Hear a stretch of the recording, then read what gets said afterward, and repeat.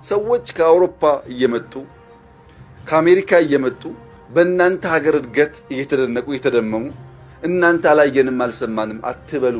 ከአውሮፓና ከአሜሪካ መጥቶ በኢትዮጵያ እድገት የተደመመውን ሰው እባክዎትን ያሳዩን። ስለ እርስዎ መንግስት ስኬትና ሀገራዊ ሚና አንድ ገጽ የጻፈ የአውሮፓ ተቋምና ሚዲያም ካለ ይጠቁሙን። ስለ አብይ አህመድ ጦርነቶችና ማፈናቀሎች እንጂ ስለ ብልጽግና ልማት የሚጨነቅና የሚናገር የአሜሪካ ወይም የአውሮፓ ዲፕሎማት የትኛው እንደሆነ እስኪ ይንገሩን የሚለውን ጥያቄ እንለፈው። ሰሞኑን አብይ አህመድ ንድድ እያላቸው ብስጭት እያደረጋቸው አሜሪካና አውሮፓ ሲያደንቀኝ እየዋለ የኢትዮጵያ ሕዝብ አልተረዳኝም እያሉ ሲናገሩ የሰሟቸው ሰዎች መወያያ አድርገዋቸው ታይተዋል። ይሁን እንጂ ጠቅላይ ሚኒስትሩ እመራዋለሁ የሚሉትን ሕዝብ አልተረዳኝም፣ አያደንቀኝም እያሉ ሲበሳጩ ይህ የመጀመሪያቸው አይደለም። ሕዝቡ አልተረዳኝም፣ ዓለም እያደነቀኝ፣ የኢትዮጵያ ሕዝብ ግን አልገባሁትም የሚለውን በአማካይ በየወሩ አንድ ጊዜ የሚናገሩት መፈክር ሆኗል ማለት ይቻላል። ይህ ሕዝብ የሚረዳኝ ከ26 ዓመታት በኋላ ነው ብለውም ቀጠሮ ይዘዋል። ሕዝቡ ማልቀስ እንጂ ማመስገን አይሆንለትም። ሕዝቡ ብቻ ሳይሆን የፓርላማ አባላቱም አልገባቸውም። ተቃዋሚዎች ብቻ ሳይሆኑ የራሴ ብልጽግናዎችም አልተረዱኝም እያሉም አማረዋል። እንዲህ በየመድረኩ ሕዝብ አልተረዳኝም ወይም አላደንቃለኝ ብለው የሚሰቃዩት ጠቅላይ ሚኒስትር ሕዝቡ የማያደንቀኝ ለምንድን ነው? እንዲህ ደጋግሜ 8 ዓመት ሙሉ አድንቀኝ እያልኩ እየለመንኩት ለምን እኔን ለማድነቅ ቃላት አጣ ብለው አይጠይቁም። በዚህኛው ክፍለ ዘመን አንድ አገር የራሱ ሕዝብ የማይረዳውም የማይረዳውም ከሆነ ጥርግ ብሎ ስልጣኑን ያስረክባል። ለዚህም ቢያንስ ሩቅ ሳንሄድ ኃይለማርያም ደሳለኝ አድርገውታል። መምራት ስላልቻሉ ደግሞም በጭካኔ ወገኖቹን ስለሚገድሉ ሕዝቡ ይጠላዎታል። ስለሚጠላዎትም አያደንቆትም። እናም እንደ ኃይለማርያም በኃይለማርያም መንገድ ገለል ሊበሉልን ብሎ የሚከራከር ባይኖርም አንድ ሕዝብ መሪውን ሲረዳ ምን ያደርጋል የሚለውን የማህበራዊ ሳይንስ አጀንዳ ባለሙያዎቹ በማያሻማ ጽንሰ ሐሳባዊ ማዕቀፍ ከበየኑት ቆይተዋል። ሕዝብ መሪውን ሲረዳው ወይ ይቃወመዋል አለያም ደግፎት አጀንዳውን አብሮ ያስፈጽማል። በመንግስታትና የህዝቦች ግንኙነት ላይ በየዓመቱ ጥናቶችን የሚያስነብበው ፔው የምርምር ማዕከል ፐብሊክ ትረስት ኢን ጋቨርንመንት በሚል ርዕስ ሪፖርቶቹን ያወጣል። አንድ መንግስት በህዝቡ በጥርጣሬ የሚታይና የማይታመን ከሆነ መሪዎቹ የሚናገሩትን ንግግር ህዝብ ለመከታተል ፍላጎት ካጣ፣ ትችት ከበረከተ፣ የትጥቅ አመጾች ከተካሄዱ በዚህ ሀገር ውስጥ ጎጂ ወይም ኔጌቲቭ ሊደርሺፕ አሊያም አሉታዊ አመራር አለ ማለት ነው ይልና ይህንን መሳይ መንግስት ላይ ደግሞ ህዝቦች በተለያየ መንገድ እርምጃ ለመውሰድ ይነሳሳሉ በማለት ያትታል። ጠቅላይ ሚኒስትር አብይ ህዝብ አልተረዳኝም ሲሉ ምን ማለታቸው ነው? ህዝቡማ በሚገባ ተረድቷቸዋል የሚል ጥያቄ የሚያስነሳውም ከዚህ ንድፈ ሐሳባዊ ትርጓሜ በመነሳት ይሆናል።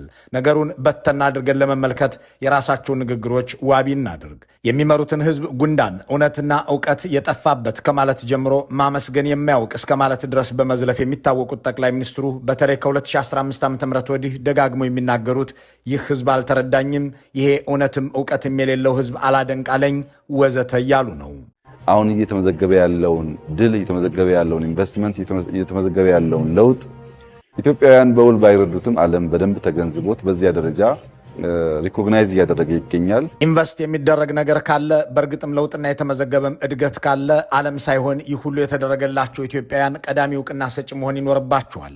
ጠቅላይ ሚኒስትር አብይ ግን ህዝቡ አልተረዳውም፣ ዓለም ግን ተረድቶታል በማለት የኢትዮጵያ ህዝብ እሳቸው ያደረጉለትን የማያውቅና የማይገባው ዓለም ግን ለኢትዮጵያ ህዝብ ስለተደረገው ነገር ከሁሉም በላቅ የሚረዳ መሆኑን በመጥቀስ የሚመሩትን ህዝብ ባጭሩ ደንቆሮ ነህ እያሉት ነው። በቀላሉ ደንቆሮዎች ነን ማለት ነው። ኮሪደር ልማት ብዬ ያፈረስኩትን ሁሉ ዓለም እያደነቀልኝ እኔም ለማስረዳት ቃላት እያጠረኝ ሳለ ኢትዮጵያውያን እንዴት ይጠሉብኛል በማለትም በብስጭት ይናገራሉ። ኮሪደር ልማት በጣም ከፍተኛ ውጤት እያመጣ ነው። ዓለም ደግሞ እየመሰከረ ነው።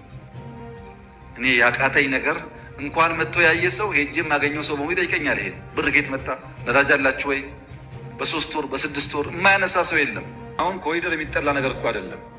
ዓለም በሙሉ እያደነቀው እንዴት ኢትዮጵያ ይጥለዋል? ይህንን ጥያቄ መመለስ ያለቦትማ እርስዎ ኖት። የትኛው ዓለም አደነቀው የሚለውን እንትወውና የኢትዮጵያ ህዝብ ለምን ጠላቦት? ህዝቡ ለምን የሚናገሩትን መስማት ቀፈፈው? ለምንስ እየሰራሁት ነው የሚሉትን ነገር አልደግፍልዎት አለ? ለምንስ ጉልበትንና ጠመንጃን የማስፈጸሚያ መሳሪያ ማድረግን መረጡ? የሚሰሩትን የሚያወግዝቦ የሚናገሩት ውሸትና የማይታመን ነው ብሎስ ለምን ህዝቡ አመነቦ? ታዲያ እርስዎን ያልተረዳው ዓለም ነው ወይስ የኢትዮጵያ ህዝብ? ደግሞስ የኢትዮጵያ ህዝብ ሳይረዳውት የማሌዥያና የኢንዶኔዥያ ሰዎች ቢረዱት ምን ይጠቅሞታል? ለመሆኑ ግን እነሱም እርስዎን እንረዳዎታለን ብለዎታል ወይ? የሚሉትን ጥያቄዎች እያሰብን ስንቀጥል ይህ ህዝብ ብቻ ሳይሆን ልማቴን ያልተረዱት የራሴ የብልጽግና አመራሮችም ናቸው ሲሉ እናገኛቸዋለን። እኛን የከበደን የኢትዮጵያን ኢኮኖሚ መቀየር ሳይሆን የኢትዮጵያ ኢኮኖሚ እየተቀየረ እንደሆነ ማንበብ የማይችሉ ሰዎች መቀየር ያስቸግራል። ይሄ ተቃዋሚ ፓርቲዎችን የሚመለከት እንዳይመስላችሁ። እኛ ብልጽግናዎች አልተቀየረም። ጭንቅላታችን እያመጣን ያለነውን ድል ለመጠበቅ ለማስቀጠል የሚያስችል እምነታችን ተጨማሪ ስራ ያስፈልገዋል። አንድ ሁሉንም ነገር መቆጣጠር የሚወድ መቆጣጠርም ብቻ ሳይሆን መግደልም ለስልጣን ያበቁት ማግለልም እንደሚችል የሚያሳይ መሪ በሚመራው ህዝብ ብቻ ሳይሆን በራሱ አምሳል ባሰባሰባቸው ሎሌዎቹም ጭምር መታመን ካልቻለ ችግሩ ከማን ነው የሚለው መሰረታዊ ጥያቄ ነው። ኢትዮጵያ ሀገራችን በብዙ አስደናቂ ሁኔታ በለውጥ ጉዞ ላይ ትገኛለች። ለውጡን እየመራን ለውጡን እየሰራን ያለን ሰዎች በየቀኑ እንደመማለን። አሁንም በኮሪደር ልማት ያላመኑ ዜጎች አሉ። በአፍሪካ ብዙ ሚሊዮን አባላት ያሉት ፓርቲ የኔ ብልጽግና ነው የሚሉት አብይ እኔ የምመራውም እኔ የምደመምበትም ኮሪደር ልማት አውሮፓና አሜሪካ አረ ያንተስ ልዩ ነው እያሉ እኔን የሚያደንቁበት ስራ ቢሆንም ህዝቡ ግን አላመነም ይላሉ። ሲልኩት ወዴት ሲጠሩትም አለሁ የሚለው ፓርላማቸውም ውስጥ ተቀምጠው በዓመት 3 ጊዜ የእሳቸውን ረዣዥም ንግግሮች የሚያዳምጡትን የፓርላማ አባሎቻቸውንም አታመሰግኑም አትመሰክሩም እያሉ ያጣጥሏቸዋል። ግን ደስ የሚለው ጉዳይ ድሮ እንሰራለን ነበር የምንለው፣ ይሰራሉ አይሰሩም ጥርጣሬ ነበር። አሁን ግን እናንተ ባመሰክሩም ዓለም እየነገረን እኮ ነው። የመጣ ዓለም በሙሉ ነው የሚነግረን። ለኛ የመረጃ ችግር የለብንም። የሰራነው ስራ ምን ያክል ውብ እንደሆነ አይቶ ያልመሰከረልን የለም። ጠቅላይ ሚኒስትር ሆይ ዓለም ቢመሰክርም ባይመሰክርም ለእርስዎ የሚጠቅመውት ነገር የለም። ደግሞስ ይሄ ዓለም መሰከር የሚሉት ነገር በሹክሹክታ ለእርስዎ ብቻ እየተናገረ የሚውል ነው እንዴ? ከውጭው ዓለም ይልቅ የህዝብ ተወካይ ናችሁ ብለው እዚህ ወንበር ላይ ያስቀመጡን እኛ አንቀርበውትምን? ከሌላው ዓለም ይልቅ እኛ በህዝብ ውስጥ የምንኖረው ሰዎች የምንሰጠው ሐቀኛ አስተያየት አይበልጥቦትም ወይ? ወዘተ የሚሉትን ጉዳዮች አንስቶ የሚጠይቃቸው እንደሌለ የሚያውቁት አብይ የፓርላማ አባሉን ህዝቡንም አታደንቁኝም እያሉ በዘለፋ ይቀጥላሉ። ህዝቤ አልተረዳኝም፣ ፓርላማው አልተረዳኝም፣ የብልጽግና አመራር አልተረዳኝም፣ አያደንቀኝም ወዘተ የሚሉት ጠቅላይ ሚኒስትሩ ህዝቡንም የማይረዳ አልቃሽ ይሉታል። ከእስላም አፍ አልሐምዱሊላህ ተወስዶበታል የለም። ከክርስቲያን አፍም ማመስገን የሚባል የለም፣ ማልቀስ ብቻ። በየአዳራሹ ውስጥ እንዲህ እያጨበጨበ ድጋፍ እየሰጠና እያደነቀ የሚሰደብና የሚዘለፍ ህዝብ በመሪው ክብር ሊያገኝ የሚችልበት አመክንዮ ባይኖርም እሳቸው ግን ህዝብ አያመሰግነኝም አያደንቀኝም እያሉ አድናቆትና ምስጋና ይጠብቃሉ። ይህ የአታደንቁኝም ስቃይ ሁሌም የሚያማቸው እንደሆነ የማይደብቁት ጠቅላይ ሚኒስትሩ አንድ የህብረተሰብ ክፍል ግን እንደተረዳቸው ይናገራሉ። ይህንን የሚረዳቸውን ወገን ደግሞ ከሚወዱኝ ይልቅ የሚጠሉኝ ሰዎች ስራዬ ገብቷቸዋል፣ ተረድተውኝማል በማለት ይገልጹታል። ሰዎች ሁሉም ሰው አንደርስታንድ አድርጎኛል፣ የኔ ሐሳብና ራዕይ ገብቶታል ብለው ያስባሉ። ከሚወዱኝ ይልቅ የሚጠሉኝ ገብቷቸዋል ብዬ በደንብ አስባለሁ። የሚጠሉኝ ሰዎች ገብቷቸዋል። ምን አይነት ሰው ነው የሚጠሉት? የኔን የፖለቲካ ሀሳብ የማይፈልጉ ሰዎች፣ ጥላቻው ቀርቶ የማይፈልጉ ሰዎች ገብቷቸዋል። ቁም ነገሩ ያለው እዚህ ጋር ነው። ፓርላማውም አያደንቀኝም፣ ህዝቡም እውቅና አይሰጠኝም፣ ቄሱም ሸኩም አያመሰግነኝም፣ የራሴ ሹመኛ አይረዳኝም፣ ዓለም እንጂ ኢትዮጵያውያን አያወድሱኝም በማለት ህዝቡና መንግስታዊ መዋቅራቸውን ጭምር የማይረዳቸው መሆኑን የሚናገሩት ጠቅላይ ሚኒስትሩ እዚህ ጋር ደግሞ የሚጠሉኝ ሰዎች ሐሳቤን ተረድተውታል ይላሉ። በሌላ ቋንቋ የሚረዳቸውና ሐሳባቸውን የሚጠላባቸው በጠቅላላ የኢትዮጵያ ህዝብ በሙሉ መሆኑን አበክረው የገለጹት ጠቅላይ ሚኒስትሩ የአገሪቱ ህዝብ በሙሉ ይጠላኛል፣ የጠላኝም ተረድቶኝ ነው እያሉ ነው። ህዝቡ በጠቅላላ አልተረዳኝም ሲሉ ቆይተው በመጨረሻ ደግሞ የሚጠላኝ ሁሉ የኔ ሐሳብ የገባው ነው ይላሉ። እናም እሳቸውን የሚጠላ ሁሉ የተረዳቸው ከሆነ ህዝቡ የጠላቸው ያደረሱበትን በደልና ችግር ተረድቶ ነው የሚል ድምዳሜን መያዝ ልክ ነው። ታዲያ ይህንን ያህል ህዝብ እንደጠላቸው ካረጋገጡ የእርሳቸውን ትዕዛዝ ለመፈጸም የሚያንገራግር ቢሮክራሲና ማህበረሰብ፣ መንግስታቸውን ለመጣል ጠመንጃ የሚያነሳ ትውልድ መብዛቱን ካወቁ ለምን ምን እየሰራሁ ነው የሚሉትን ነገር አይተውትም የሚል ጥያቄ ላላቸው ሰዎች እሳቸው ምላሽ አላቸው። የምሰራው ለመጪው ትውልድ ነው፣ ይህ ትውልድስ ምስጋና ያውቅም ብለው ይኮንናሉ። የሚቆም ነገር የለም። እንሰራለን፣ ኢትዮጵያን እንቀይራለን፣ ኢትዮጵያን እናበለጽጋለን። ህዝቦቿ አንዳንዶቹ ዛሬ፣ አንዳንዶች ነገ፣ አንዳንዶች ከነገ ወዲያ ይረዱ ይሆናል። እኛ እናቋርጥም ስራችን። በ10 ቢሊዮን ዶላር ወይም ከ1 ትሪሊዮን ብር በላይ አውጥተው ቤተመንግስት ማነጾ ዝርፊያም ወንጀልም ነው የሚል ሂስ ያላቸውን ሰዎች ከእናንተ ሳይሆን ምስጋና የምንጠብቀው ከቀጣዩ ትውልድ ነው ብለው አሁን ያለውን 120 ሚሊዮን ህዝብ እንደ አላዋቂና ነገር የማይገባው የሚደረግለትን ሁሉ የማይረዳ አድርገው ከፈረጁ በኋላ ቤተመንግስት ያነጹልኝ አብይ አህመድ ሆይ ነፍሳቸው ገነትን ትውረስ አጥንታቸውም ትለምልም እያለ ሲመርቃቸው እንደሚውል አድርገው ይናገራሉ። ጫካ ለእኔና ለእናንተ የሚገባ ስራ አይደለም። ልጆቻችን ግን ይገባቸዋል። አሁን ያለው ትውልድ ከአፉ ምስጋና የነጠፈበት የማያደንቅና ለመሪው እውቅና የማይሰጥ ነውና ከዚህ ህዝብ ምንም አክብሮት የማይጠብቁት ጠቅላይ ሚኒስትር አብይ የሚያንጹትን ቤተመንግስታቸውን ሳይቀር መጪው ዘመን አንድ አርቆ አሳቢና ለህዝባቸው የሚራሩ ደግ ንጉሥ ይህንን የመሰለ ቤተመንግስት ሰርተውልን ሄዱ፣ አፈር ውስጥ ሲቅለላቸው በሰማይም ገነት ይሁንላቸው እያለ ሲመርቃቸው በአይነ ህሊናቸው የሚታያቸው ይመስል ካልተወለደውና ካልመጣው ትውልድ እውቅናን ይናፍቃሉ። የአዲስ አበባን ህዝብ አፈናቅላችሁ ድሃን ምድረ በዳ ላይ ጣላችሁት ሲባሉ እኛ እየሰራን ህዝቡ አያመሰግንም፣ እኛን የሚያመሰግነን ከዓመታት በኋላ የሚመጣ ትውልድ ነው ሲሉም ያክላሉ። አሁን ያለው ህዝብ ባይደግፈንም ባያመሰግነንም ቢተቸንም ቢቃወመንም የመጪው ትውልድ ያደንቀናልና ከ26 ዓመታት በኋላ ጠብቁ እያሉ ቀጠሮ ይዛሉ። የምንገነባው ለትውልድ ከሆነ ያ የገነባንለት ትውልድ ሲነሳ ሲሚላር ቋንቋ እንሰማለን። የዛሬ 26 ዓመት አዲስ አበባ ላይ ቢዞር በእርግጠኝነት የሚኖረው ትውልድ በሙሉ ሀገሩን የሚወድ የሚጠብቅ ይሆናል። እኛ ቀድመን ነው የምንፈልገው። ቀድመን ከፈለግን አንችልም። ቀድመን ያንን አይነት ስፕሪት በሀገራችን በከተማችን ማየት ከፈለግን አይሆንም። አሁን መልፋት ነው።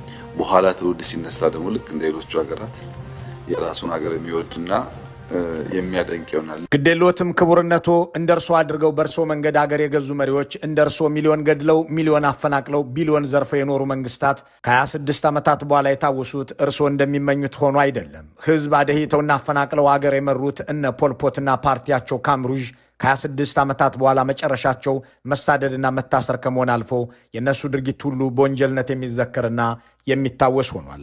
የሩዋንዳ ጄኖሳይድ ፈጻሚዎች የሚታወሱት በክፋታቸውና አስቀያሚ ወንጀሎቻቸው እንዲሁም አስተማሪ በሆነው የእስር ቤት ቅጣታቸው ነው። እንደ እርስዎ መንግስት ሚሊዮን ገድለው አገርን ጎረቤት አሳጥተው አሸማቃቂ ታሪክ የሰሩት ናዚዎች ስማቸውን ማንሳትም ከ26 ዓመታት በኋላ በህግ የተደነገገ ወንጀል ሆኗል።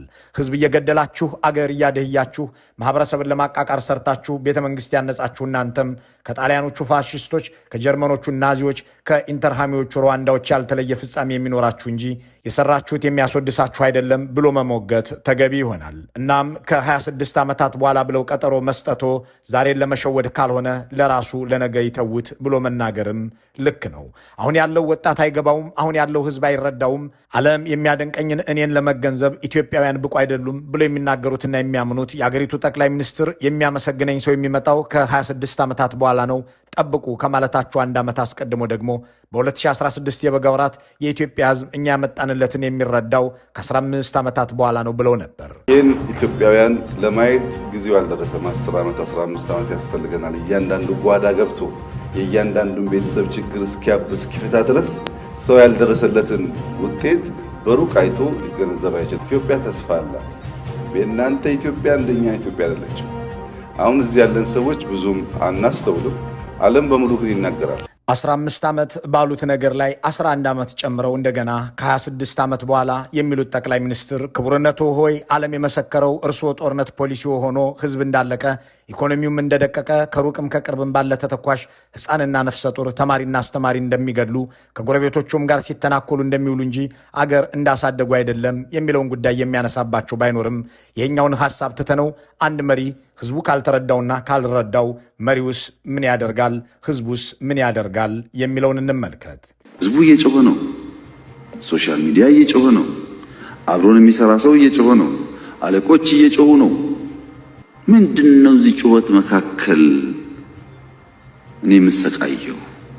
ይችን ጥያቄ ራሳቸውን እንዲጠይቁ ቢያደርጓት የስቃያቸውን መፍትሄ ያገኙ ነበር። ይህ ሁሉ ጩኸት እየተሰማ እኔ ለምን እዚህ ስልጣን ላይ ተቀምጬ እሰቃያለሁ ብለው ጠይቁ እያሉ የሚመክሩት የታችኛውን የመዋቅራቸውን ክፍል ነው።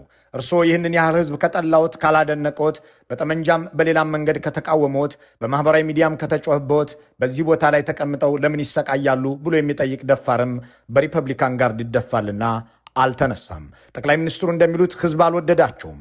ለሚሰሩትም ስራ እውቅናና ምስጋና አልሰጣቸውም። የሚተቻቸውም በዝቷል። የሚያምናቸው እንዳላገኙ ከኢትዮጵያ ህዝብ ይልቅ የውጭ ዓለም እንደሚረዳቸው ደጋግመው ተናግረዋል።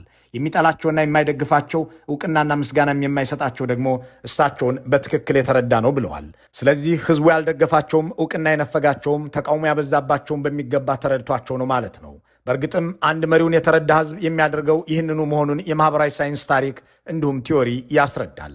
አንድ ህዝብ መሪው በዳይ፣ ገዳይ፣ ፍትሐ ጉዳይ፣ ችግር ፈልፋይ፣ አፋኝ፣ ልማት አጥፊና ግጭት ቀስቃሽ መሆኑን ከተረዳ በኋላ በልዩ ልዩ መንገዶች ህዝብ ተቃውሞን ይገልጻል። በሰለጠነው ዓለምና የህዝብ ድምፅ በሚከበርባቸው ሀገራት ህዝቡ የምርጫ ወቅትን ጠብቆ በድምፁ ያባርረዋል። ያልሰለጠነ አገዛዝና ኋላ ቀር መንግስት ባለባቸው ሀገራት ደግሞ ህዝብ ልዩ ልዩ መንገዶችን ይወስዳል። የመንግስት የገቢ ምንጭ የሆኑ ክፍያዎችን ለምሳሌ ግብርና መሰል ጉዳዮችን አይከፍልም። ለመንግስት ውሳኔዎችና ትዕዛዛት እምቢተኛ ይሆናል። መሪዎችን መስማትም ማየትም አይፈልግም። ጥላቻቸውን በልዩ ልዩ መንገድ ይገልጽላቸዋል። የከፋ ሲሆን ደግሞ ጠመንጃ አንስቶ አንድ ነፍሱን ሰጥቶ አገዛዙን ለመጣል ይታገላል። ይህ በፖለቲካ ታሪክ ውስጥ የተፈጸመ ሁነት ሲሆን ህዝብ የሚወስደውም እርምጃ ይኸው ነው። መሪዎች በአንጻሩ ህዝባቸው እንዳልተረዳቸው ካወቁ ወርቅ እያነጠፉለትም ቢሆን ፋንድያ ነው ብለው ከጣለባቸው ዘመናዊ በሆነ አገር ውስጥ ስልጣኑን አስረክቦ ገለል ይላል። ለዚህ ጥሩ ምሳሌ የሚሆኑ በርካታ መሪዎች ቢኖሩም የእንግሊዙ የቀድሞ ጠቅላይ ሚኒስትር ዴቪድ ካሜሩንን ምሳሌ ማድረግ ይቻላል። ካሜሩን በአውሮፓ ህብረት ውስጥ መቆየት ለእንግሊዝ እንደሚጠቅም ለህዝባቸውን በየአጋጣሚው ሲያስረዱ ከረሙ። ህዝባቸው ግን በህዝበ ውሳኔ በህብረት ውስጥ መቆየት ይጎዳናል ብሎ ሐሳባቸውን ውድቅ አደረገው። እሳቸውም ለህዝብ የተረዳሁትን ለማስረዳት ጥሪ ያለሁ፣ ህዝቡ ግን አልተረዳኝም፣ ያልተረዳኝ ማህበረሰብ ደግሞ ሊረዳኝ አይችልምና በመሪነት መቀጠል የለብኝም፣ አገሬን ወዳለሁ፣ ህዝቤን አከብራለሁ፣ ይህንን የማረጋግጠውም ስልጣን በመልቀቅ ነው በማለት ጠቅላይ ሚኒስትርነቱን ትተውት ተራ ዜጋ ለመሆን ወሰኑ። ይህ ዘመናዊና ለሀገራቸው ፍቅር ያላቸው መሪዎች የሚያደርጉት የተቀደሰ ተግባር ነው።